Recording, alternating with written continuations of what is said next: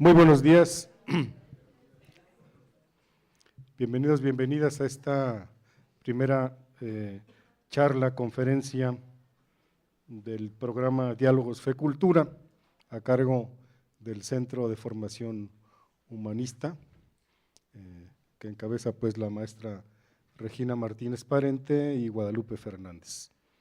Agradecemos su asistencia, particularmente pues al maestro Felipe Espinosa, rector de la universidad, y a Ana Lu, que es esposa de Mauricio y que está allá arriba y que nos acompañan desde Ecuador.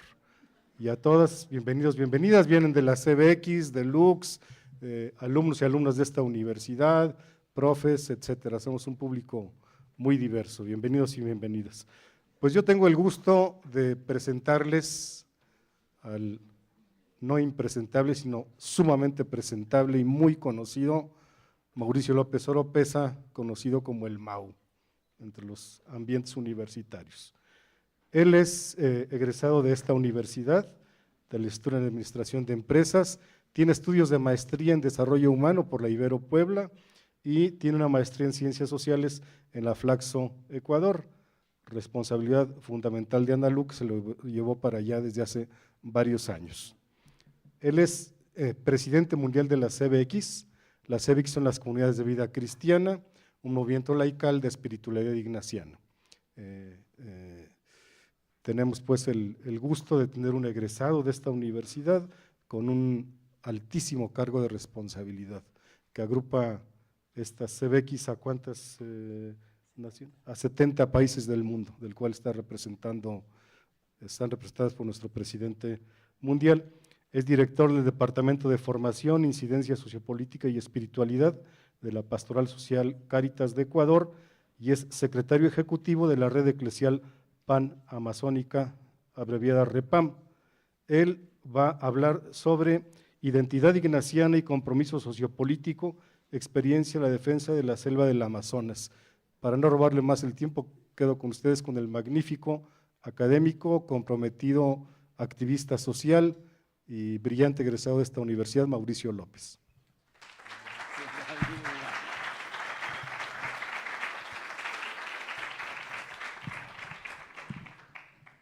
Pues primero que nada una acción de gracias muy profunda y sincera porque estar aquí es volver a casa. En todos los sentidos es volver a casa y es el sitio donde se sembraron esas semillas que fueron impulsando un camino que quizá no estaba muy claro en aquellos momentos, pero que se fue haciendo verdad, construido paulatinamente. Y yo creo que todos los que están aquí, todos los que estamos aquí también nos sentimos interpelados por cuál es el llamado fundamental al que nos sentimos también invitados con nuestra vida. ¿De qué se trata esto de ser estudiantes, académicos, miembros de esta institución, de esta casa tan querida como la Ibero, con una tradición enorme y profunda en tantos distintos espacios y que habla de una manera de ver el mundo, de una espiritualidad, la espiritualidad de un hombre, San Ignacio de Loyola, que ha ido también sembrando a estos forjadores de esperanza y que han querido también transformar el mundo, pero desde la entrega de vida. Y creo que eso es lo fundamental. Para mí es una oportunidad de agradecer y quiero agradecer mucho a Felipe, a Rogelio, a Lupita, a David, a toda la gente que me ha ido formando y que me ha regalado tanto de su vida que reconozco aquí y que pues no habría palabras para agradecerles por todo lo que nos han regalado y que la manera de responder a esto es pues intentando que con nuestra vida vayamos siendo también testimonio de lo que ustedes han sembrado en nosotros. Y en ese sentido pues quisiera iniciar cuando tratábamos de definir el tema de esta charla, lo que estábamos tratando era de conectar con una experiencia concreta que tiene que ver con la selva del Amazonas, que parece que nos queda como muy lejos y que no tiene mucho que ver con nosotros, que ya entraremos a ello, pero desde la perspectiva propia de ser un miembro de esta comunidad, la identidad ignaciana que nos invita a ver con ojos nuevos esta realidad. ¿Y cuál es el compromiso que pide de nosotros? Aquí veo muchos estudiantes que seguramente vienen de distintas carreras y yo creo que la pregunta fundamental es ¿en qué me quiero gastar la vida? con todo esto que ustedes están recibiendo, tienen dos caminos posibles. Uno, encaminarse dentro de lo que están las expectativas de otros y otras que desean para ustedes una vida de mucho éxito y de poder encaminarse con una perspectiva quizá más superficial, o de preguntarse de fondo cuál es mi contribución para que este mundo sea distinto.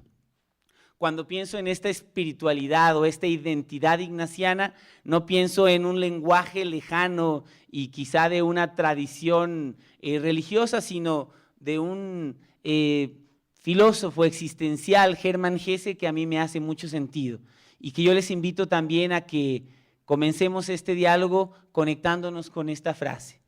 Y dice: no soy un hombre que sabe, he sido un hombre que busca y lo soy aún, pero no busco ya en las estrellas ni en los libros. Comienzo a escuchar lo que la sangre murmura en mí. Mi historia no es agradable, no es suave ni armoniosa, como las historias inventadas. Sabe a insensatez y a confusión, a locura y a sueño, como la vida de todos los hombres y mujeres que no quieren mentirse más a sí mismos. Creo que la invitación de esta universidad, de esta ruta ignaciana, tiene que ver con esto. No están todas las respuestas dadas, ni es posible acceder a ellas solamente desde el conocimiento formal. Lo más importante tiene que ver con las preguntas profundas de cuál es el sentido profundo de mi vida y cómo mis decisiones, todas ellas, afectan a otros y otras con los que camino todos los días. Y yo creo que ahí se juega realmente el sentido de nuestra vida.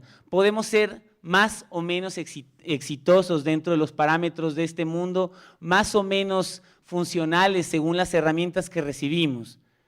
Pero lo más importante es qué sentido tiene mi vida, qué diferencia hace lo que soy, lo que hago en una construcción permanente y continua. El padre Kolbenbach, el anterior superior general de los jesuitas, en una ocasión, en una reunión un poco tensa, le preguntaban cuál es el criterio determinante para que una obra educativa de la Compañía de Jesús, como Nuestra Ibero, se mantenga y continúe vigente, o se tome una decisión incluso de hacer un proceso de cierre. Entonces, evidentemente, pregunta difícil y muy complejo de discutir.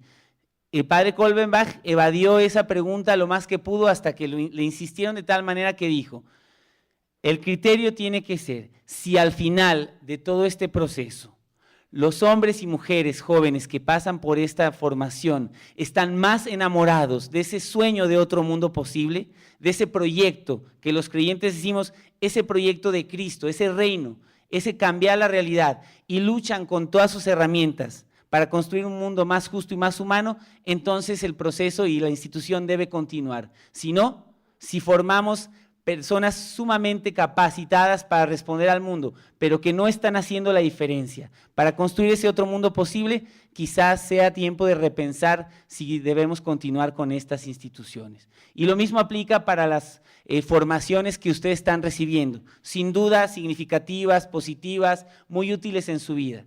Pero la pregunta que se hacía a este padre general, el padre Kolbenbach, creo que se vuelve fundamental para ustedes.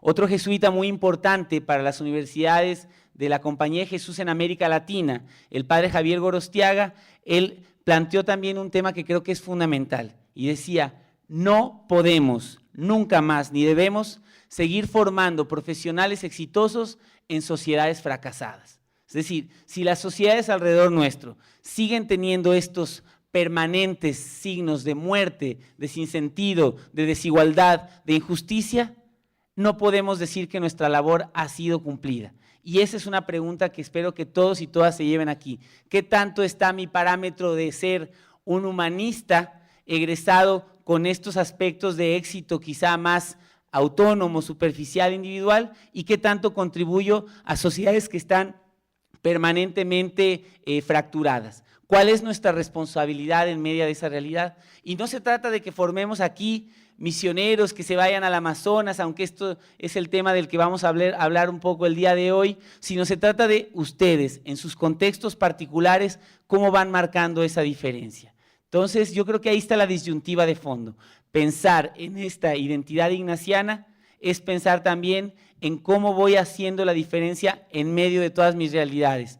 Y una pregunta también que les dejo es, pensar cómo todas sus decisiones, todas afectan a los otros y en nuestra identidad también ignaciana y cómo afectan a los más vulnerables, porque vivimos en medio de realidades de profunda desigualdad, donde el sentido del humano para muchas franjas de nuestra sociedad está siendo cada vez más quebrantado, y esto tiene que ver también con el rol de ustedes, de nosotros, los que trabajamos en los ámbitos también de esta sociedad que quiere cambiar. Y creo que ese es el criterio determinante desde el cual tenemos que preguntarnos cuál es nuestra vocación y cuál es nuestra opción. Siguiendo en ese sentido, para ir también un poco más rápido, bueno, pues una imagen que nos pregunta ¿a dónde van todos? ¿De qué se trata este sueño de otro mundo posible cuando tenemos más de 1.000 millones de personas en situación de pobreza y pobreza extrema? Vivimos en un continente eminentemente católico, con gente que tiene una opción creyente, al menos discursiva, y donde tenemos 50 o 60% de población en situación de profunda exclusión. Cuando decimos que somos un 90%, entre 80 y 90% de católicos creyentes y nos confrontamos con una realidad de un cerca del 60% de personas en situación de pobreza y pobreza extrema, creo que nos queda la pregunta de qué tan en serio nos estamos también planteando estas preguntas del sentido de lo ignaciano. Andamos a veces por ahí diciendo, soy 100% jesuita, 100% ignaciano. La pregunta no es en cuáles han sido los regalos y las oportunidades que hemos recibido, sino qué hacemos con ellas. Y creo que esto es fundamental. En una situación donde en crisis, la crisis global que se ha vivido desde el año 2006, 2007, cada vez más fuerte en todo el planeta, ¿cómo es posible que ha dejado a tantas franjas todavía más excluidas, pero que los sectores más ricos de la población, que son cada vez menos, han incrementado sus riquezas de manera significativa? Y quizá muchos de ellos a lo mejor egresados de instituciones similares a las nuestras. ¿Qué es lo que anda mal en esta realidad? Se produce alimento hoy para alimentar a un planeta y un poco más, a toda la población del planeta, pero tenemos entre 800 y 900 millones de personas en situación de hambruna. ¿Cómo puede ser posible? Pues es un tema de voluntad humana. ¿Dónde están las decisiones de aquellos que tienen influencia en la toma de decisiones para poder realmente apostar por ese otro mundo posible y facilitar las condiciones, incluso en donde hay muerte permanente? Tuve el privilegio de estar hace un par de meses en África y en realidad lo que uno escucha sobre esta realidad dolorosa no nos prepara para toparnos con ello. Es una realidad punzante, hiriente, donde los seres humanos son desechados prácticamente también a su suerte y donde unos pocos tratan de hacer la diferencia, muchos de ellos ciertamente de la Iglesia Católica, de los grupos también ignacianos, tratando de acompañar una situación de dolor, pero donde la mayoría de las situaciones podría ser evitada. Enfermedades relacionadas con la falta de acceso a agua potable, agua adecuada, cuando tenemos suficiente agua disponible para poder atender todas las necesidades del planeta y cerca de 1.000 millones de personas no tienen acceso, enferman por causa del recurso hídrico al que tienen acceso y no hay posibilidad de acompañarlos y darles una atención adecuada en salud. ¿Dónde están los profesionistas exitosos de nuestras instituciones que están formados por todo el mundo tratando de responder a ello?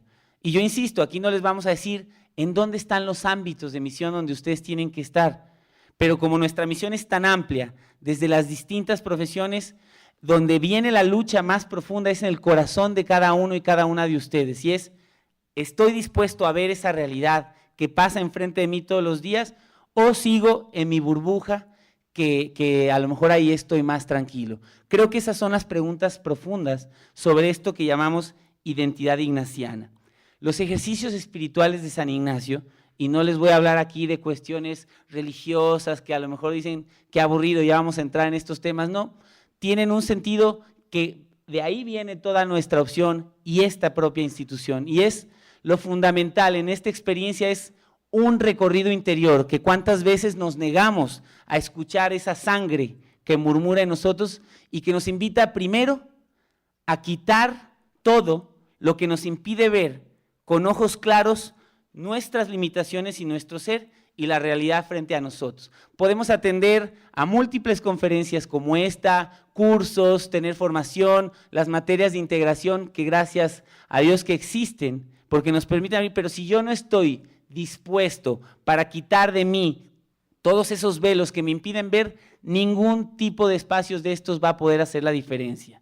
Lo segundo que busca estos ejercicios espirituales y esta identidad nuestra es vencernos a nosotros mismos. En ningún momento se habla, queremos ser personas reconocidas por el mundo, pías, que estemos aquí todo el tiempo casi con vidas santas. No, tenemos que vencernos a nosotros mismos, porque dentro de nosotros está también estas limitaciones que nos impiden salir y ver más allá. Y en eso buscar encontrar el sentido de vida y poner en riesgo también lo que somos y nuestras certezas para salir al encuentro de otros y de otras. Voy a ir avanzando un poco más rápido para poder pasar también a otros aspectos que me decían que pueden ser como prioritarios. Bueno, esta espiritualidad, nuestra identidad es una espiritualidad de tensiones permanentes, porque por un lado nos invita a tener una mirada universal. ¿Qué tiene que ver conmigo lo de África? Pues tiene mucho que ver porque las condiciones y las estructuras de nuestras sociedades están dadas de forma que las decisiones que yo tomo aquí afectan allá.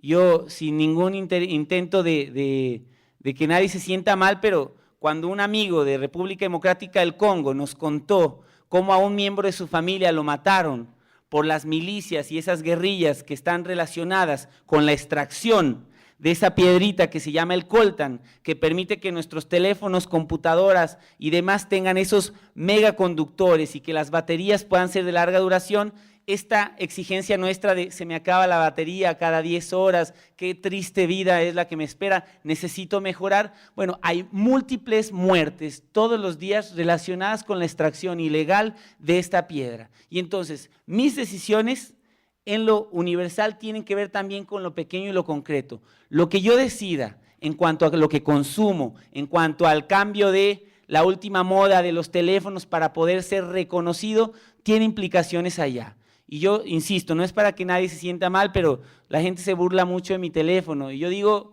no tiene que ver con un discurso ideológico político. Es una promesa a una persona concreta que yo no puedo hacer mucho desde donde estoy, pero te prometo que este teléfono no lo cambio hasta que muera. Bueno, no muere desde hace muchos años y sigue ahí, así que ya estamos necesitando cambiarlo. Pero tiene que ver con lo que yo decida en lo pequeño, tiene una implicación universal, por más paradójico e irreal que parezca. Lo segundo, aunque buscamos los recursos para realizar la misión, y aquí se dice, oigan, pero es que las universidades jesuitas hablan de la pobreza, pero miren cuántos recursos tienen. Usamos los medios y los recursos en la medida en que nos lleven a ese proyecto mayor de construir otro mundo. Y eso implica que tengan instalaciones, profesores que les permitan tener una formación de excelencia, pero que no se olviden nunca de ese abrazar la pobreza, de esa pobreza que grita y que no hay que irse al África para verla. Basta con caminar unos cuantos kilómetros hacia atrás, por aquí mismo, en quizá colonias que nunca hemos visto, para encontrarnos con esa realidad gritante y volvernos a preguntar, ¿eso quiere decir que me tengo que despojar de todo y renunciar a esta posibilidad que tengo? No, pero sí tiene que ver con la pregunta de ¿qué hago con esto que estoy recibiendo? Con estas oportunidades, como decían también algunos teóricos que dicen, no es un asunto de beneficencia o de dar lo que me sobra, es para que yo esté aquí, ustedes, nosotros privilegiados, en este entorno académico, muchos otros han quedado fuera. No lo decidimos nosotros, es un sistema excluyente, pero entonces los que sí tenemos la oportunidad, cargamos con una responsabilidad también con respecto a aquellos que se han quedado fuera. Lo siguiente es comprometernos radicalmente, pero nunca atarnos a un solo camino. Yo estudié ingeniería en sistemas y solo me puedo dedicar a eso. Bueno, yo estudié administración y se preguntarán qué ando haciendo por ahí por la selva del Amazonas, acompañando a poblaciones indígenas absolutamente ignorantes de sus realidades, tratando de aprender cada día. Bueno, pues es una herramienta que fue un pretexto para poder tener algunos elementos, pero las invitaciones más profundas de compromiso me permitieron no quedarme aferrado, ¿no? Muy bien. Tenemos también la perspectiva de tener esta implicación de un seguimiento. No estamos siguiendo una propuesta reducida a nuestras propias posibilidades, es un itinerario mayor al nuestro. Para los creyentes, en ese Cristo encarnado, que ahí está la certeza más grande, no estamos viviendo una opción de fe alejada de esta realidad para aislarnos en la capilla, que cuando lo necesitamos, qué bien que hace. Se trata de reconocer que el rostro concreto de esos que están excluidos son las invitaciones específicas para seguir a este que nos llama a construir otro mundo posible. Y entonces voy a adelantar un poquito también a los temas que queríamos tocar. Quiero que cerremos con esta pequeña oración de Pedro Arrupe, que fue superior también de los jesuitas, y cuando nos preguntamos cuál es el sentido de mi vida, en este itinerario de los ejercicios que les mencionaba, es lo que podríamos llamar el principio y fundamento. Y yo les pregunto a ustedes, principio y fundamento es, ¿qué es aquello por lo que te juegas la vida? Y también, ¿cuál es el sueño que ese Dios o fuerza superior, como quieras llamarle, tiene para ti? Y entonces él responde desde ahí, y ojalá ustedes se queden con esa pregunta. ¿Cuál es el sueño concreto que Dios tiene para ustedes o esa fuerza superior en sus realidades concretas, en sus opciones concretas? Y dice, no hay nada más práctico que encontrar a Dios, es decir, enamorarse rotundamente y sin ver atrás. Aquello de lo que te enamores lo va a afectar todo, determinará lo que te haga levantar, a quien conozcas, cómo pases tus fines de semana, lo que leas, y lo último es lo más importante, enamórate, permanece enamorado, que esto lo decidirá todo. Y bien, pues esto es como para hacer un preámbulo que nos pueda hacer también una pregunta personal y particular de en dónde quiero jugarme la vida. Y aquí, pues preparando esta charla, nos planteamos qué puede ser algo interesante. Ahora estoy con el privilegio de trabajar en un ámbito de acción, de misión, que tiene que ver con un espacio que para ustedes a lo mejor parece muy lejano y que a lo mejor no tiene nada que ver con nosotros. Y esto es el espacio de la selva del Amazonas, y que ahorita vamos a poder tener una mirada general sobre ello para que veamos que no es tan así, que tiene que ver con nosotros y que afecta a nuestra realidad de manera cotidiana, ¿no? Y en ese sentido creo que lo fundamental es preguntarnos si tenemos alguna cierta información sobre este territorio. Voy a cambiar la presentación para que podamos entrar ahí. Muy bien. Bueno, lo primero es, ¿alguien sabe dónde está este territorio llamado el Amazonas? Brasil, perfecto. ¿Cuántos países hacen parte de este sistema vivo? Ya me dijeron uno, Brasil, Colombia, Perú, Ecuador, Venezuela, Bolivia. Son 9 países. Son 9 países. Usualmente cuando pensamos en el Amazonas, primero nos imaginamos una tierra de bárbaros, donde están las comunidades indígenas aisladas, que de hecho están, y que es un sitio como ajeno, usualmente lo ubicamos en el Brasil. Son 9 países los que están implicados y tiene una gran importancia para nuestra realidad, porque pasó de ser un patio trasero del planeta, así se le concebía. Esa es una tierra de bárbaros, donde hay algunos indígenas come humanos, se llamaban en el Ecuador la zona de los Aucas, los que reducen las cabezas, y entonces ahí solo entraban los exploradores locos a esa realidad, y en realidad ahora nos damos cuenta que lo que fue un patio trasero del planeta, a nadie le importaba, era una zona que había que colonizar, que había que dominar, hoy se convirtió en plaza central. ¿Qué está sucediendo en nuestro planeta para que esto esté sucediendo?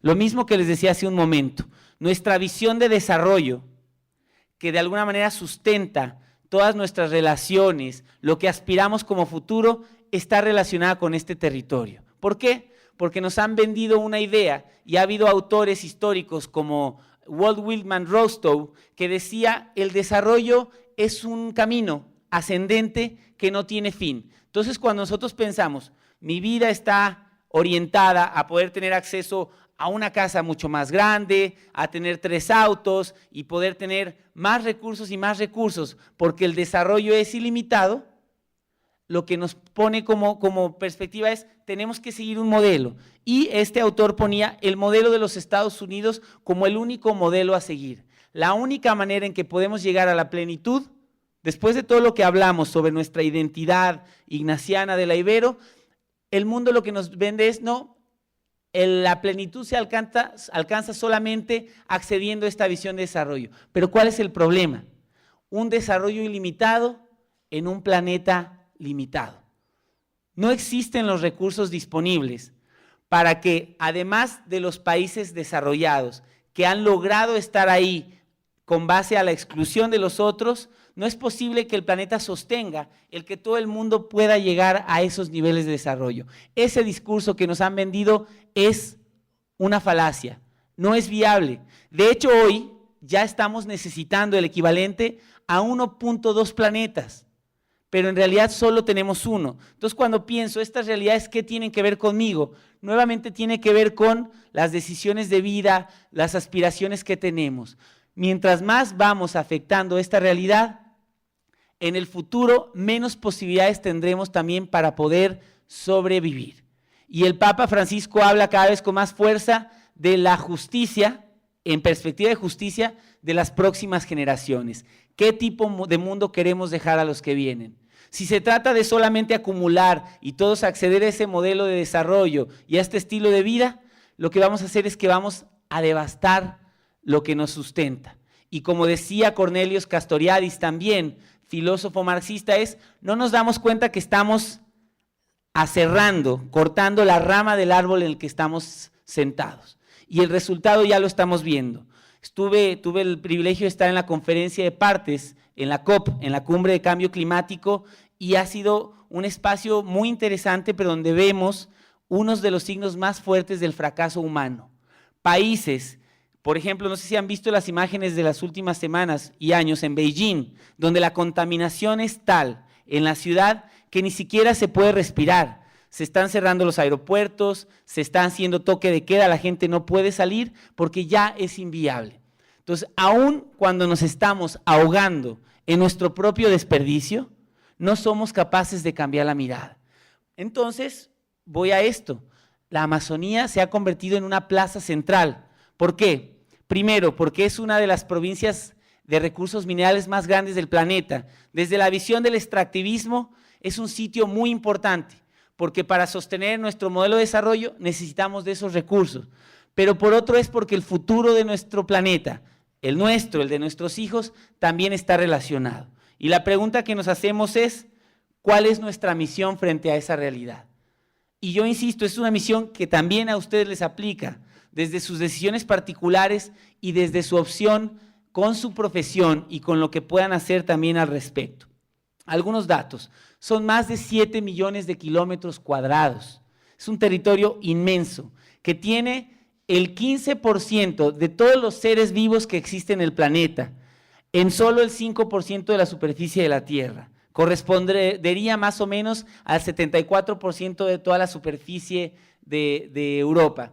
Y ahí están los 9 países de los que ya les mencionaba: Bolivia, Perú, Ecuador, Colombia, Venezuela, las Guyanas, Guyana Francesa, Guyana Inglesa de Surinam y Brasil, con porcentajes muy distintos. Claro, a veces nos dicen, pero Ecuador apenas tiene el 2% de toda la Amazonía. Sí, pero si ustedes separan desde el Ecuador, ese 2% de la Amazonía total corresponde a la mitad de todo el territorio del Ecuador. Lo mismo sucede con Colombia, solamente es el 6% de la Amazonía total, pero corresponde a cerca del 60% de todo el territorio de estos países. Y hoy hay una disputa muy importante sobre este territorio, intereses externos que están poniendo presión cada vez más para poder de alguna manera satisfacer las demandas de este mundo que piensa que se puede seguir creciendo y desarrollando de manera lineal como si no hubiera límites. Y esto nos pone pues la pregunta de cuál es nuestra misión en esta realidad. Es importante también ver, este es un mapa, la Amazonía no es un país, un territorio, una población indígena, es un sistema vivo. Es un organismo vivo complejísimo, donde todo lo que el Papa Francisco habla en la última encíclica sobre medio ambiente, que nos dice todo está interconectado, se vuelve una realidad. Cuando desaparece una especie, que además desaparecen entre 100 o más especies cada año, nosotros decimos, ¿eso qué tiene que ver con nosotros? Tiene mucho que ver, todo el sistema vivo planetario se pone en riesgo. Y se pone en riesgo nuestro futuro. Hay estudios avanzados que dicen si desaparecieran las abejas, esos animalitos pequeñitos que parece que no tienen ninguna importancia, pasarían 4 o 5 años por todo el sistema vivo de polinización que está fuertemente sustentado en ellas para que nuestros territorios se conviertan todos en desiertos y entonces la vida no sea viable. Insisto, yo no quiero ser fatalista, pero quiero que se entienda cuál es nuestra responsabilidad en mi realidad cotidiana con lo que está pasando en otros lugares. Bueno, vamos un poco más rápido y aquí viene lo más importante.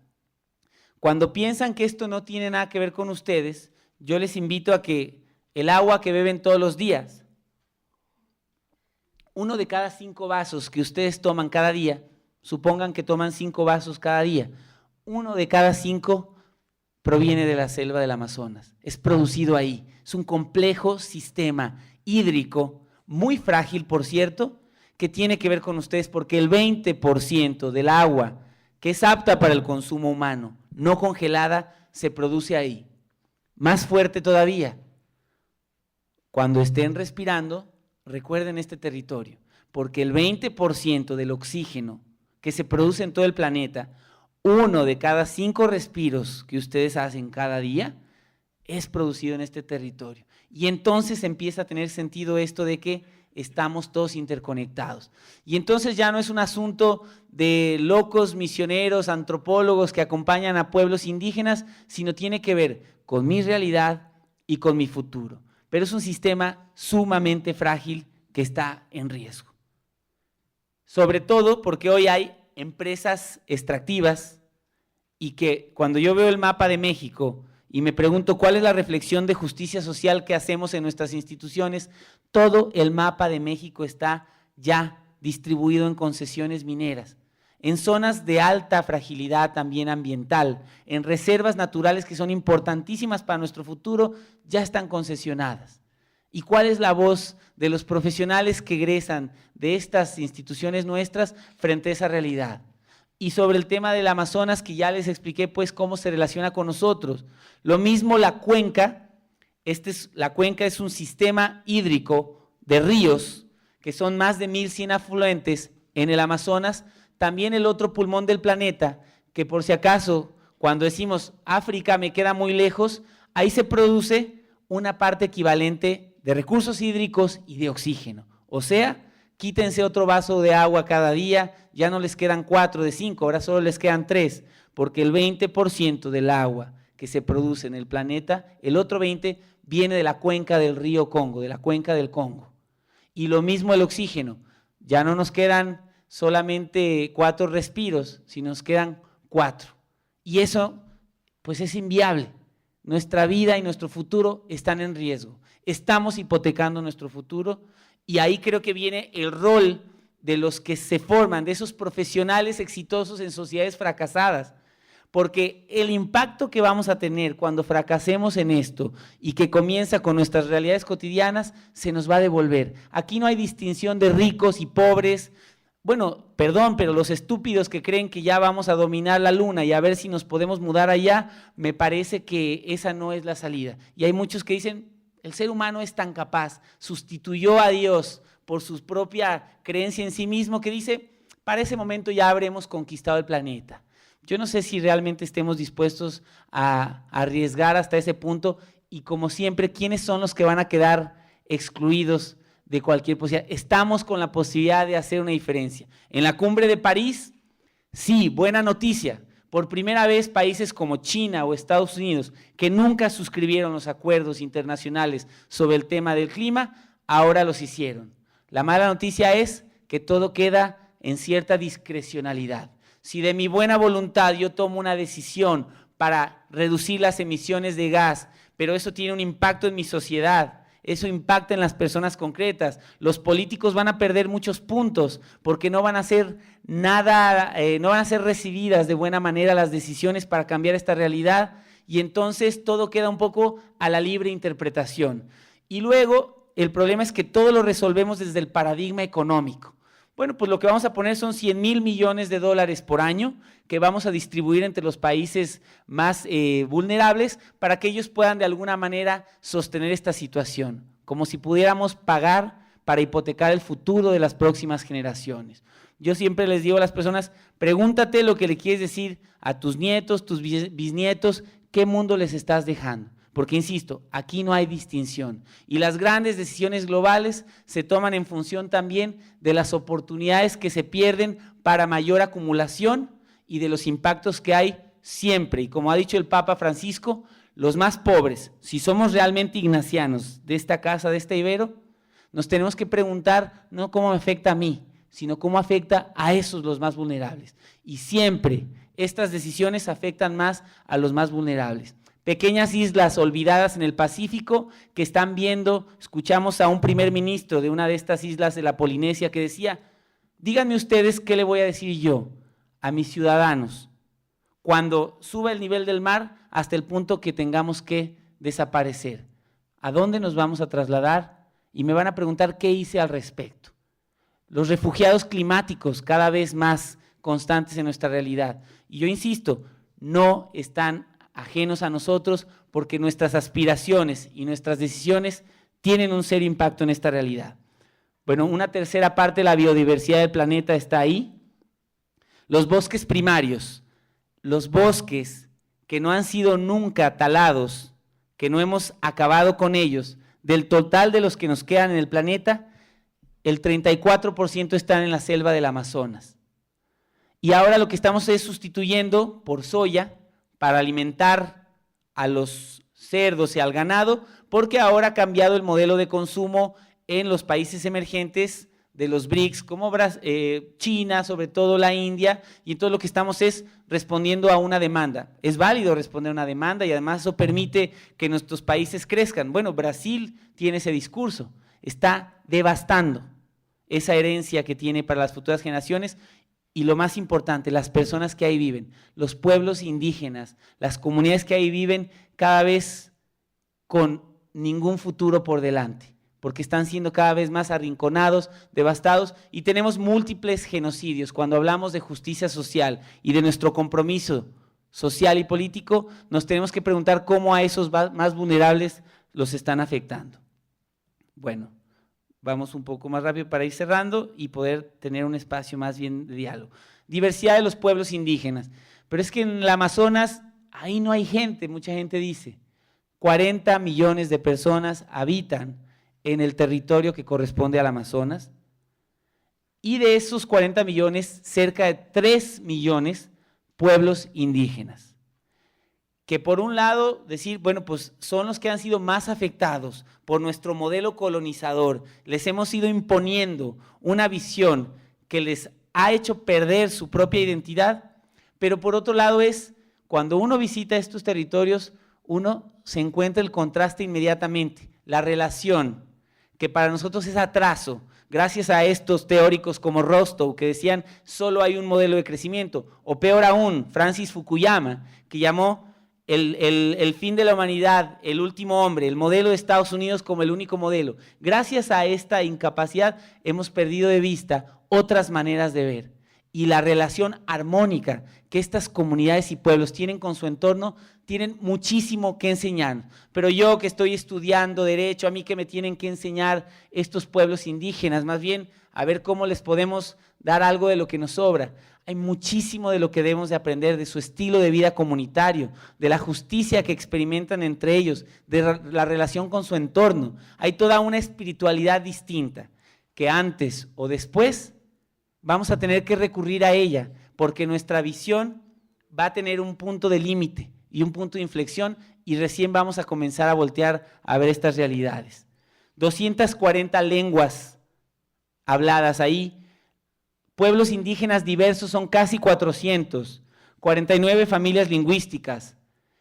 México a veces se nos pierde de vista. Me parece que tenemos 64 lenguas vivas y en realidad parece que eso no existe. Hemos folclorizado esta realidad de los pueblos indígenas porque estos discursos de que no se trata de indianizar a México, sino de mexicanizar a los indios, me parece que fue Lázaro Cárdenas, ha generado una visión de mexicanidad que lo que ha generado es hacer viable un modelo de país que no era viable por todas las pugnas internas y que ha invisibilizado a los más vulnerables.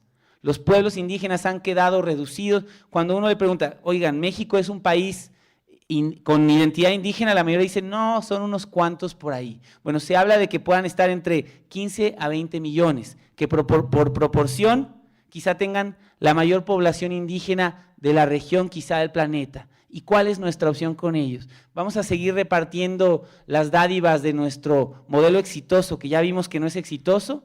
¿O vamos a seguir diciendo, bueno, pues que se mantengan un poco fuera de nuestro radar o que se integren, que eso es como la visión dominante, vamos a integrarlos?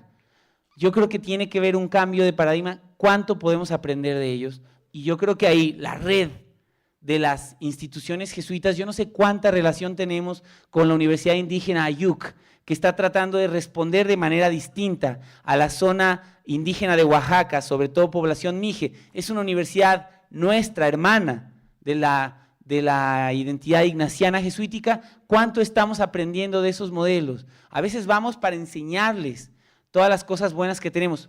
Bien, qué bueno que se haga, pero creo que frente al paradigma en crisis que tenemos hoy, tendríamos que preguntarnos cuánto puedo aprender de ellos. Insisto, no se trata de que todos dejen todo y se vayan a servir como misioneros en la selva.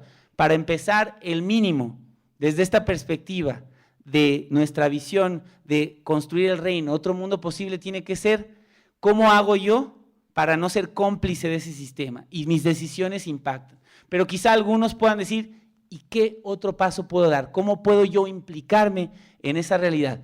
Y luego, insisto, no tienen que ir ni siquiera a la Universidad de Ayuc.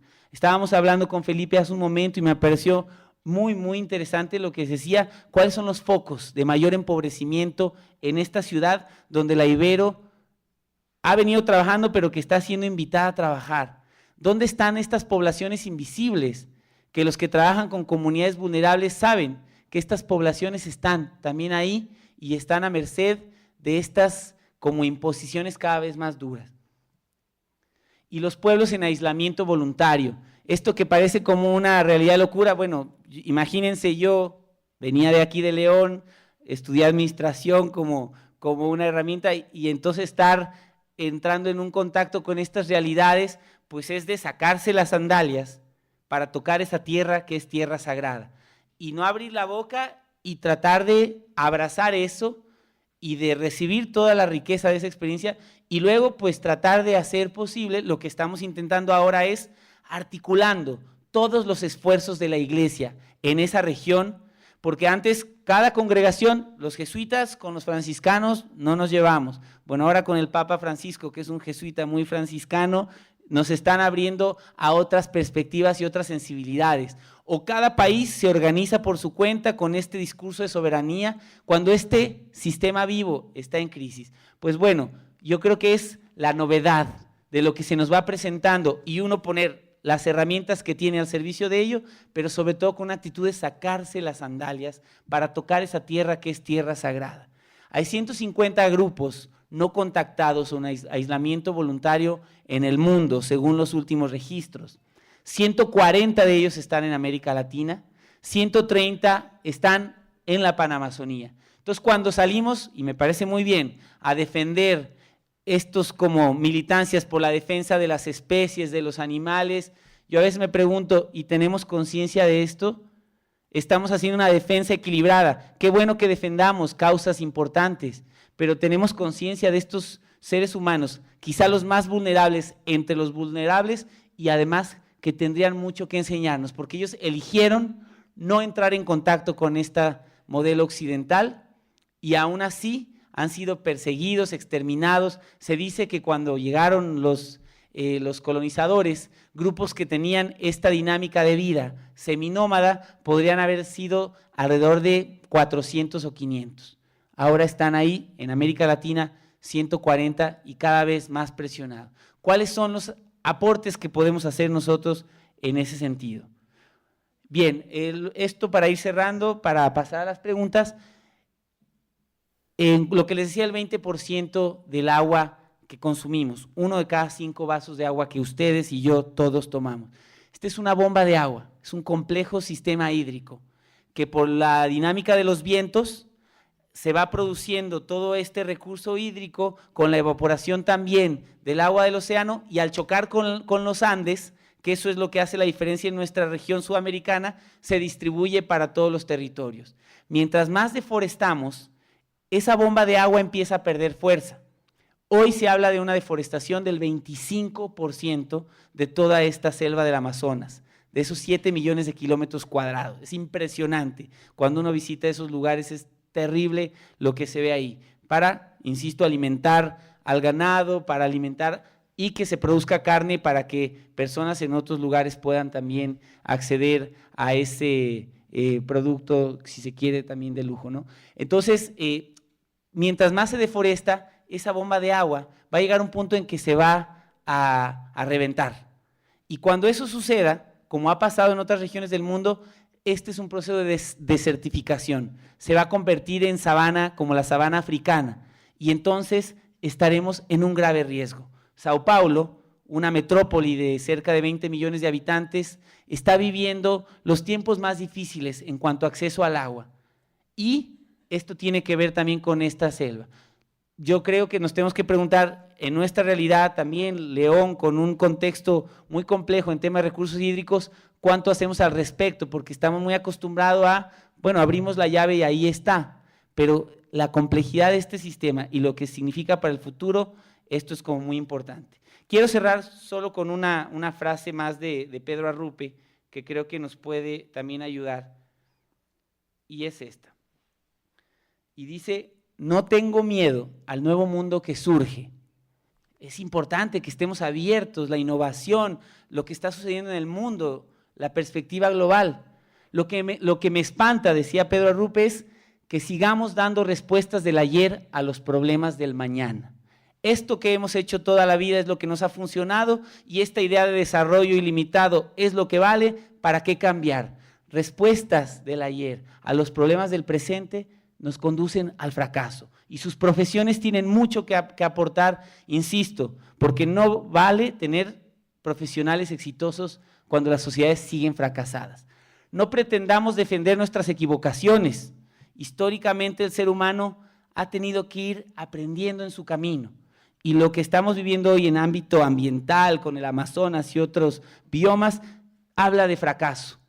No pretendamos defender las equivocaciones, pero no cometamos la mayor de todas, que es quedarnos con los brazos cruzados por miedo a equivocarnos. Entonces, quisiera dejarles esta pregunta también al final. ¿Cuál es el sueño que tiene Dios, esa fuerza superior para ustedes? ¿Dónde desean gastarse la vida? ¿Cuál es la plenitud con la que quieren también ustedes contribuir? ¿Y cómo están respondiendo al acontecer cotidiano que produce, desecha? Como dice el Papa Francisco, cada vez vivimos más en esa cultura del descarte.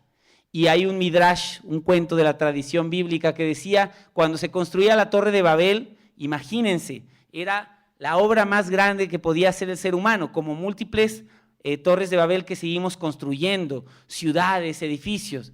Entonces, para hacer los ladrillos era dificilísimo. Una torre tan alta, había que ir por el lodo, la paja, amasarlo, meterlos al horno, esperar pacientemente, y ahí lo iban subiendo. Cuando se caía un ladrillo, era tremendo drama.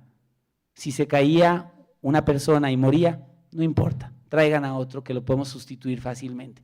Hoy las grandes crisis financieras, bursátiles, reuniones mundiales, el foro de Davos, vamos a discutir cómo sacar adelante, pero todos los que quedan a un lado del camino, excluidos todos los días por nuestra incapacidad, primero de verlos y luego de hacer la diferencia, representan esta perspectiva. Ojalá que tengamos esta identidad que nos invita a ver más allá, desde la realidad de cada uno y de cada una.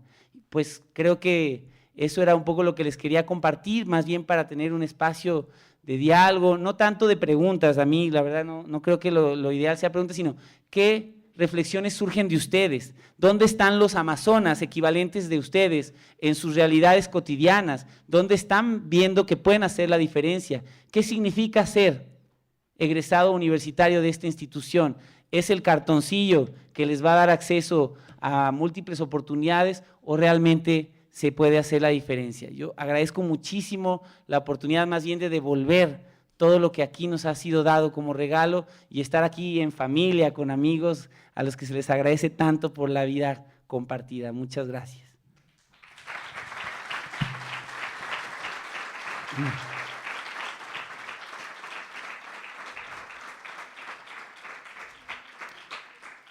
¿En qué quiero gastar la vida? ¿Cuál es mi principio y fundamento? Conceptos, neoconceptos como justicia ambiental, refugiados climáticos, queremos ser cómplices del sistema, visión panamazónica, más amplia, impresionante, ¿no? Y más cuando las palabras, los conceptos están precedidos del testimonio y de la acción, cobran mucho más fuerza. Gracias, Mauricio. Abrimos el espacio, tenemos media hora, 25 minutos, media hora para intercambiar. Si son preguntas, son intervenciones que sean muy breves, por favor. Vamos en bloques de 3 y posteriormente, después de esos 3, regreso el micrófono a Mauricio para que haga un comentario sobre esas 3 participaciones. Padre. Mauricio, es más bien un comentario y una felicitación. Me gustó mucho tu presentación. Y me llama la atención la habilidad con la que manejas el fenómeno de la globalización visto desde nuestra postura ignaciana como jesuitas y como miembros de esta gran familia. Yo creo que desde la visión de los ejercicios, esto provoca en nosotros una invitación, como tú bien lo planteabas, y una responsabilidad ante el uso cada vez más escaso de los recursos que aquí tenemos en concreto en este país, en esta ciudad, en esta región, y también una responsabilidad o una llamada de atención ante nuestra postura hacia los más pobres, hacia las personas que nos quedan cerca y ante las que nuestra capacitación como universitarios tiene que decir algo, tiene que ofrecer algo, tiene que comprometerse de alguna manera. Muchas gracias, Mauricio.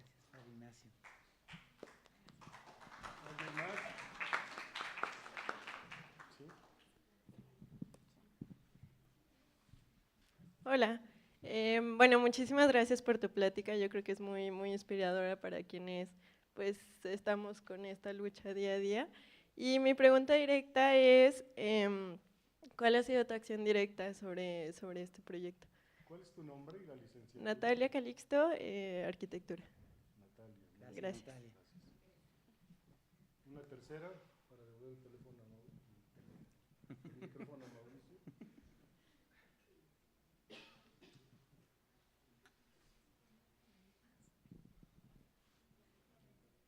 Javier.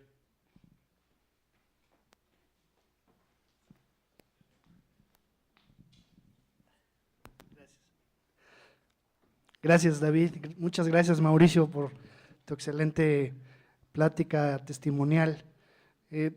Me queda muy claro, ya lo dijiste, pero aquí en la universidad no queda suficientemente claro el hecho de que la salida no es el crecimiento económico.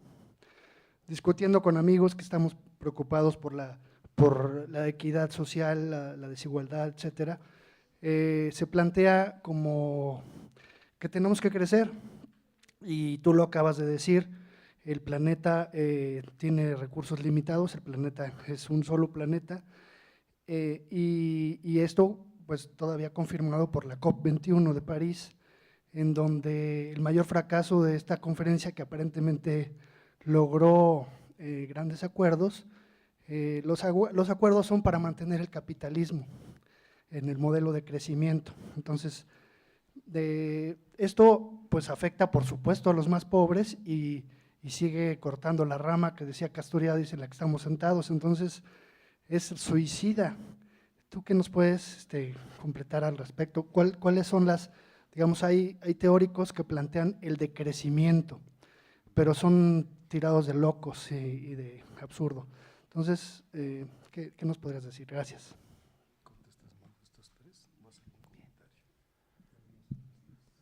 Bueno, la primera, Padre Ignacio, en la tradición que sustenta esta universidad, hay en los ejercicios, y perdón que haga referencia siempre a esto, porque esto es lo que pues lo ha transformado todo, y esta universidad es resultado de esto también, y es imaginar cómo Dios mismo contempla el planeta en su gran diversidad, y es una contemplación hermosísima.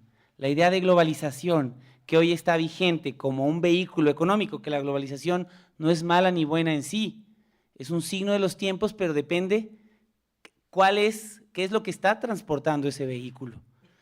Y ya en esta contemplación, Ignacio nos invitaba, mira la realidad, ten un criterio que te permita ver toda esa diversidad. Y entonces él decía, en esa época, imagínense, los que nacen y los que mueren. Y añadamos, ¿en qué condiciones nacen los que nacen y por qué? ¿Y en qué condiciones mueren los que mueren y por qué? Los que están en paz y los que están en guerra, los que ríen y los que lloran. Y en un análisis más profundo, ¿cómo verá Dios esta realidad para entender a qué nos invita? Y Dios no se mantiene alejado de esa realidad. Y viene la frase más potente en los ejercicios que dice, hagamos redención, o sea, hagamos todo lo que tengamos que hacer para hacer la diferencia, para que este género humano, para esta creación maravillosa, pueda aspirar a una vida plena. Yo creo que tendríamos que aspirar a una globalización que logre contemplar cómo se contempla la encarnación y decir, y ahí nos hacemos uno.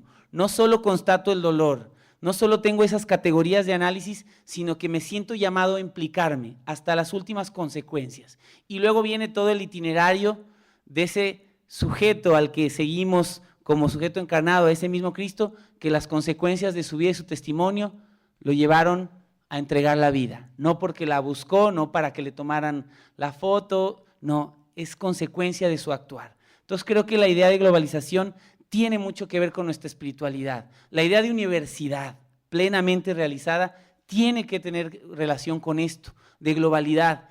Cuando yo digo qué es lo que has estudiado, yo digo, bueno, empecé por hice algo de teología, desarrollo humano, ciencias sociales. Dice, pero estás loco, eso no tiene nada que ver. En ningún lado vas a encontrar trabajo porque eso es completamente fuera de lo que el mundo pide, mega especialización. Bueno, pues es, ¿qué herramientas necesito en el marco de mi opción de vida entregada para responder de la mejor manera y tratar de servir en esa misión? ¿Cómo entender la globalización desde esa perspectiva? La pregunta de Natalia, muy importante, muchas gracias. Bueno, yo primero lo que hemos hecho es constatar que la Iglesia desde los primeros tiempos ha estado presente en este territorio. ¿Y qué es lo que hemos hecho? Ayudar primero para hacer una revisión de todas las atrocidades que hemos cometido, empezando con un acto de autocrítica como Iglesia. Todas las cosas que el Papa en el encuentro con los movimientos sociales de Bolivia, tuve el privilegio de estar ahí, pedía disculpas de corazón por los crímenes y pecados cometidos por la Iglesia en la empresa conquistadora. Hay que leer las cosas en su justo contexto, pero también hay que reconocer. Pero al mismo tiempo, reconocer que desde los inicios, hoy te puedo decir que cuando vamos a estos sitios hay múltiples ONGs, fundaciones, organizaciones, que lamentablemente están muy atadas a un tema de moda. Hoy está de moda la Amazonía, hoy está de moda los temas verdes, y que cuando se acaban los recursos desaparecen, o que hacen una misión importante de generar la resistencia de los pueblos y después se retiran dejando todo el tejido social reventado. La Iglesia, con muchas limitaciones, pero con muchas luces, ha estado presente siempre y sigue gozando de una gran legitimidad. Lo que pasa es que ha estado completamente fragmentada. Entonces, la implicación que hemos tenido es tejer desde lo pequeño, empezamos en Ecuador, una red que integre a todos estos actores la iglesia sigue teniendo visiones muy distintas. Es injusto pretender que veamos como una sola mirada, no se puede. Y aunque el Papa Francisco está generando expectativas, la mayoría de la gente no le entiende, no le interesa y está haciendo lo posible por bloquear cualquier cambio. Esa es la realidad. Entonces, lo que se está intentando es sumar fuerzas dispersas y diversas de profetas entregados ahí en la selva desde muchos años entregando la vida, que están siendo pisoteados por las mega extractivas, por las mega hidroeléctricas, que están causando terribles situaciones de impacto para las personas, y la idea ha sido ir sumando fuerzas, cada quien con lo que tiene y puede, para poder tratar de ir pensando una realidad distinta. Entonces, hoy tenemos una plataforma que conecta la misión encarnada de la iglesia, que te puedo decir que está con los pueblos en aislamiento, acompañándolos, no evangelizándolos, aprendiendo de ellos y acompañándolos, y que desde ahí nos hablan de dónde están sus desafíos más grandes para cuidar esta realidad, con las estructuras de la iglesia, que hay muchas, sobre todo en materia de derechos humanos, y llegando hasta este año que pasó, estuvimos en la Comisión Interamericana de Derechos Humanos, la primera vez que la iglesia oficialmente se presenta ante la CIDH como estructura eclesial, defendiendo las causas de los pueblos indígenas en la Amazonía, cosa que la iglesia siempre ha hecho en el territorio, pero que ahora logramos que en esta plataforma podamos entrar con fuerza común para incidir ahí. En la COP21 estuvimos en alianza con muchas de las organizaciones y federaciones de indígenas que confían en el trabajo que hacemos en la red, tratando de influir en las personas que estaban ahí tomando decisiones. Como decía Javier también, no ahí solamente, cuando uno llega y quiere hacer incidencia en la COP, ya llegó tardísimo, sino es en los procesos de cada país, desde los centros de derechos humanos. ¿Qué estamos haciendo en concreto? Este año que comienza, vamos a tener una escuela de defensores de derechos humanos, promotores de promoción y exigibilidad de derechos humanos en la Panamazonía, no para nosotros académicos, expertos, para los dirigentes de comunidades, los agentes también de la iglesia, que se formen y puedan documentar los casos más urgentes y que luego podamos acceder ante la Comisión Interamericana de Derechos Humanos, en el Alto Comisionado de Derechos Humanos. Es que la iglesia ya tenía acceso a todo esto, pero cada quien estaba actuando de manera separada. Con las universidades estamos empezando, sobre todo con las redes jesuitas, a generar grupos especializados de investigadores que antes eran incapaces de salirse de su pequeño cuadrito, y que ahora les ponemos el desafío de este territorio panamazónico implica reflexión sociológica, antropológica, de modelo de desarrollo, jurídica, de energías alternativas, etcétera, etcétera. La responsabilidad nuestra es poner un elemento de profundo desafío en medio, y las universidades están intentando generar equipos para dialogar sobre esa realidad. A los pueblos indígenas específicamente no estamos llegando con proyectos, estamos dialogando con las comunidades más representativas para que ellos puedan decir qué esperan que sea la actuación de la iglesia para acompañarlos en sus luchas. Y ya hemos tenido encuentros permanentes donde se están acompañando en diversos temas, en ámbitos organizativos, derechos humanos, en fortalecimiento de su identidad. Estamos recuperando la memoria. Como decía Kierkegaard, la vida solo puede ser comprendida mirando hacia atrás, pero solo puede ser vivida mirando hacia adelante. Estamos generando una reconstrucción histórica de la misión, de la actuación, para no repetir los errores, pero también para ver hacia dónde estamos lanzando. Y bueno, pues te podría decir un montón de cosas en las que estamos, pero sí debo decir que no es una institución ahí aislada, sino es una plataforma que acompaña genuinamente a estos que están día con día arriesgando la vida. Y sobre la última, creo que esto es fundamental. El problema, creo, es que pensamos, y esta es como la salida fácil, cuando uno dice, este sistema no da más, y el Papa, qué bueno que ahora podamos citar a un Papa, nunca me lo hubiera imaginado, con esas palabras diciendo, este sistema mata, no da más. No es una corriente ideológica, no es que los marxistas de izquierda y los de derecha, no. La realidad material del planeta en su límite nos está gritando, independientemente de corrientes ideológicas. Por eso ese discursillo de lo ideológico ya no vale para justificar sin no hacer nada. Los datos son contundentes. Es decir, estamos ya, la huella ecológica, todas nuestras actividades humanas sumadas se pueden medir como huella ecológica. La huella ecológica del planeta ya superó el límite. El planeta, como un sistema vivo, se lograba regenerar para sostener esa visión de futuro, la resiliencia del planeta. Ya superamos ese límite. O sea, ya no es a ver qué hacemos adelante, ya se superó ese límite. Y el tema de la COP21 era la discusión, y la gente decía, pero qué tonto, están discutiendo si ponemos el límite en un aumento de la temperatura del planeta entre 1.5 y 2, es apenas 0.5. Ese 0.5, según los científicos expertos, va a generar una serie de calamidades de las cuales no nos vamos a poder reponer. Y entonces esa discusión implica un cambio muy fuerte en el sistema en que nos organizamos, en el modelo, y entonces esto del modelo económico, como bien lo decía Javier, no es un tema de señalar esto como moralmente incorrecto, que también lo podemos hacer desde la justicia social, obviamente, pero en el ámbito ecológico es todavía más ineludible. Es porque no hay otra vía, es porque ya alcanzamos el límite. Y autores como Latouche, que ha desarrollado todo el discurso del decrecimiento, siguen siendo vistos como locos, pero yo creo que están ganando espacio. Es decir, no podemos ya reducir las expectativas. Estuve en la cumbre de la Río +20, también la cumbre sobre desarrollo sostenible, y nos vinieron a echar los discursos, los de siempre, del Banco Mundial, que lo que se trata es un crecimiento verde, o sea, es un barniz verdecito a seguir haciendo lo mismo que ya no tiene futuro. Entonces, sí creo que lo que viene para el futuro, y esto los implica a ustedes, las decisiones de la COP21, cada país presentó una propuesta específica de cómo va a contribuir para reducir las emisiones, de forma que para el 2050 todo el planeta cumpla con ese objetivo que es muy, muy difícil de alcanzarlo. Ahí hay una acción de incidencia que ustedes tienen que hacer, desde su profesión, desde su actuación, empezando por el gobierno local de aquí, con los gobiernos del estado. Aquí hay relaciones muy propicias también con algunos representantes de organizaciones. El padre Felipe me estaba contando redes de organizaciones de la sociedad civil. Empezar a revisar qué es lo que se comprometió nuestro gobierno mexicano y presionar para que se cumpla, porque la opción sobre el tema ambiental es sobre todo una opción también política.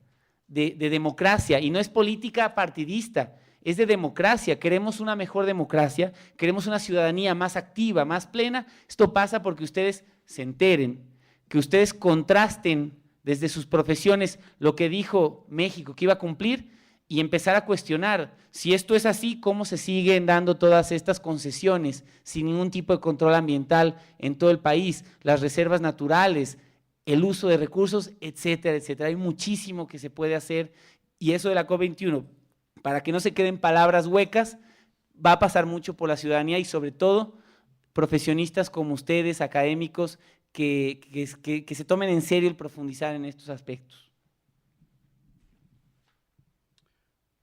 Quedan 10 minutitos y yo le voy a pedir a Mauricio, ustedes escucharon cuando leí brevemente lo que él hace, que es presidente mundial de la CBX, que son las comunidades de vida cristiana. Él tiene la representación de grupos ignacianos de 60 países. Ya ha visitado, como ustedes han escuchado, han visitado, yo estuve en la COP y yo estuve en Río +20 y yo estuve, es decir, le ha dado una posibilidad de tener una visión mundial desde una espiritualidad ignaciana. Entonces, Mauricio, mira, yo te pediría que explicaras brevemente qué son las CBX para quienes no lo conocen, invitarlas. Las comunidades de vida cristiana actualmente dependen del área de Mónica Macuset, que está por allá arriba, y de Jorge Flores. Y el papi, ¿tú eres el coordinador aquí, papi, o qué? El tesorero, el de los centavos, está aquí sentado al frente. Invitarlas porque todo esto, yo tuve el privilegio pues de ver a Mauricio desde estudiante, y yo creo que la parte fundamental de transformación de Mauricio como persona, como cristiano comprometido, tiene su fundamento en las CBX. Que nos dijeras, Mauricio, ¿por qué son importantes las CBX y qué son? Brevemente para concluir esta charla, si eres tan amable.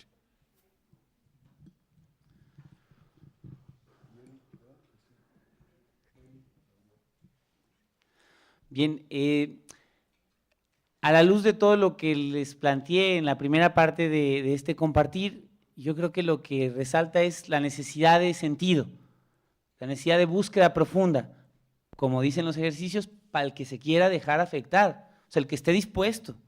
Aquí no es un tema de, vamos a ver cómo la Ibero les impone una vía, no es así. El que tenga ese deseo profundo de dejarse tocar más por la realidad, pero que pueda tener espacios significativos. La CBX es una asociación mundial que, si vamos hasta su inicio histórico, pues inició en tiempos del propio San Ignacio. Estábamos cumpliendo 450 años de comunidades de laicos y laicas. Aquí son siempre como muy visibles nuestros hermanos y compañeros de camino, los jesuitas, que han llevado toda una espiritualidad, pues siempre acompañados de hombres y mujeres que han ido todos los días trabajando juntos, trazando caminos, y que empezaron como comunidades hace 450 años. Con el Concilio Vaticano II, es decir, cuando la Iglesia se reunió hace 50 años para repensar cómo respondía a los desafíos de nuestro mundo hoy, la comunidad también decidió cambiar el nombre y desde entonces, hace 50 años, somos CBX. Entonces, insisto, es un espacio de vida, no es una organización rígida, son grupos de gente que está buscando, que está inquieta, que no quiere que la vida le pase de largo, como a lo mejor el contexto nos quiere exigir, y que está buscando dejarse tocar más. No es para que nos den un adoctrinamiento, no, es para compartir con otros y otras y poder discernir dónde lo que yo soy puede planificarse y de ahí salir a entregar y comprometerme. Entonces esta comunidad está presente, como decía David, no sé si dije 60, son 70 países.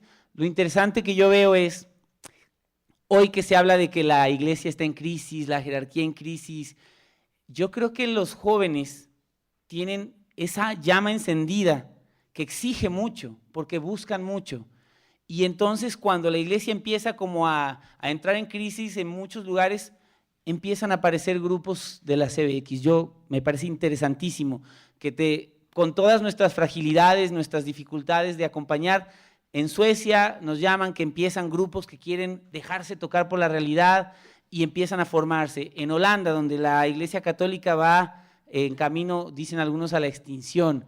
En Madagascar, yo a veces con la ignorancia me dicen, en Burkina Faso están queriendo hacer un proceso, y yo digo, déjenme ver el mapa primero porque no sé dónde está Burkina Faso, y eso abre a una perspectiva muy, muy interesante.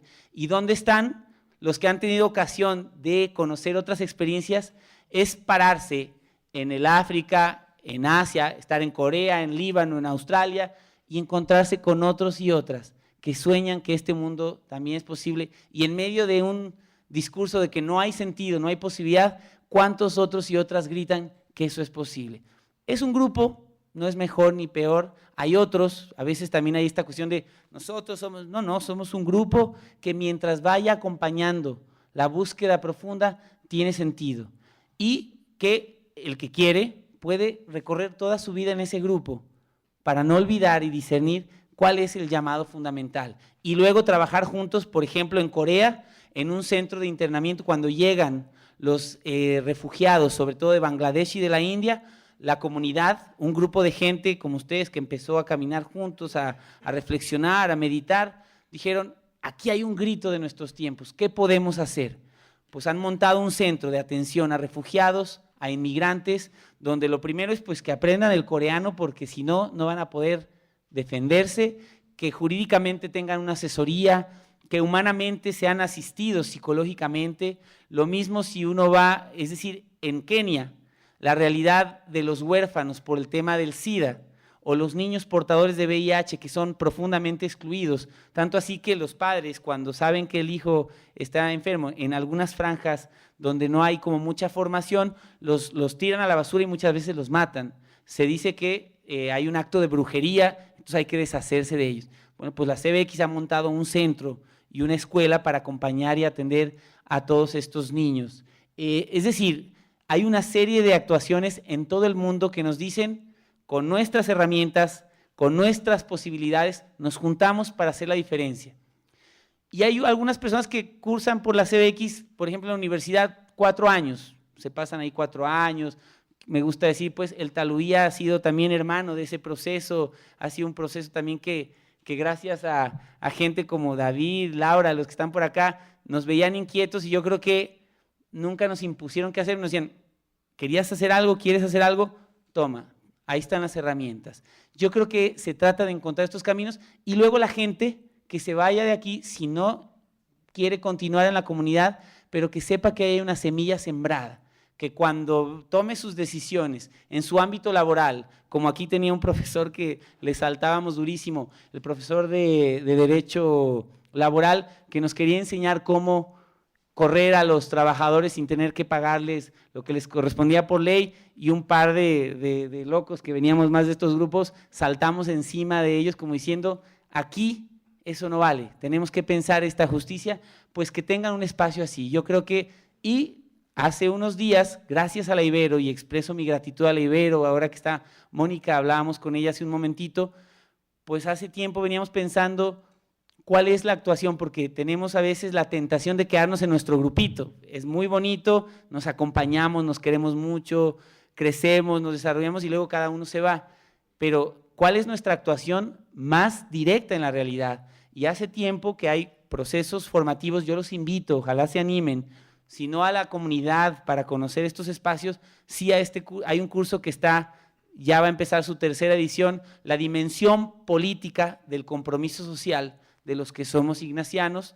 David ayudó en la coordinación, Lupita por ahí va a estar también de enlace. Agradecimos mucho a Padre Felipe y a Mónica porque esto se ha hecho en articulación con esta, que para mí es pues mi alma mater, mi casa, y se está haciendo mucho bien en muchas líneas. Misioneros que han estado en la Amazonía ya 2 años, como les decía, pues no es para que se vayan allá, pero el que quiera, bienvenido. El que quiera poner su profesión al servicio, meterse en esas realidades, contextos muy duros y difíciles, pues también la CBX está haciendo envío de personas a estos espacios y un largo etcétera, trabajando con refugiados, siempre con limitaciones. Muy agradecidos con la Compañía de Jesús, que nos hemos siempre sentido muy acompañados también con los jesuitas, no porque somos privilegiados. Ojalá lleguemos a este punto donde sabemos que juntos podemos hacer una mejor misión, y creo que como laicos y laicas tenemos que encontrar cuál es nuestro rol en este mundo. Nadie nos lo va a venir a decir, pero necesitamos discernir cuáles son esos signos. Entonces la CBX puede ser un espacio en ese sentido. No sé si tú quieras comentar algo, David, sobre este curso de formación. Ahora va a empezar un curso que se llama el Magis, que es un curso de teología para laicos. Antes decíamos teología latinoamericana, un poco para taparle la línea de teología de la liberación. Hoy con el Papa Francisco ya podemos decir con una fuerte línea de teología para la liberación, y que está también disponible para el que quiera meterse más con herramientas para trabajar también con estas categorías para transformar la realidad y también desde nuestro ser laicos. Ahora, si les enumero laicos y laicas en el mundo, ¿qué están haciendo los miembros de CBX? Personas que han llegado a cargos de gobierno importantes, subsecretarías, viceministerios, cosas así. Aquí alguna conocida mía, Ana Lucía, gente que también ha optado en sus espacios de trabajo, gente que está en diputaciones en sus países, gente que ha hecho aquí en México, hablando con Malú también, de los grupos iniciales. A lo mejor ya no siguieron en los grupos, pero saben que esa semilla quedó. Empresarios, profesores, educadores, es decir, en una multiplicidad de espacios, pero todos con la misma pregunta: ¿qué hago con esto que he recibido, que es un don y un privilegio? ¿Y cómo me dejo afectar por esa realidad, sea lo que sea que decida hacer, tratando de aportar en esta construcción de ese otro mundo posible? Pues gracias a Mau, simplemente quiero reiterar a quien le interese este tipo de temas. Se va a arrancar la 3ª generación del curso Dimensión Social, Dimensión Política del Compromiso Social en la CBX. Posiblemente estará a cargo de Lupita, y en el segundo Telegram no se olviden que esta conferencia está en el marco del programa Fe Cultura del Centro de Formación Humanista, que próximamente estará dirigiendo el padre Nacho Rodríguez. Quien le interese puede acudir al centro a investigar cuáles son los medios de formación que tiene esta universidad para tocar y profundizar en temas como este. Mauricio ha sido gran impulsor. Hay un par de agradecimientos aquí, Mauricio, por tu apoyo al curso de la dimensión sociopolítica. Ha sido pues un pilar fundamental. Para terminar, pues el agradecimiento y un pequeño regalo a Mauricio por haber impartido la conferencia Identidad Ignaciana y Compromiso Sociopolítico, experiencia en la defensa de la selva del Amazonas. Muchas gracias, muy amable, muy enriquecedor. Y si algo tenemos los profes aquí de esta universidad, los que tenemos más tiempo, es esperanza en que los estudiantes estén comprometidos con su realidad social desde la visión ignaciana. Y Mauricio es buen ejemplo de lo que queremos formar en esta universidad. Gracias, Mauricio, y gracias a ustedes.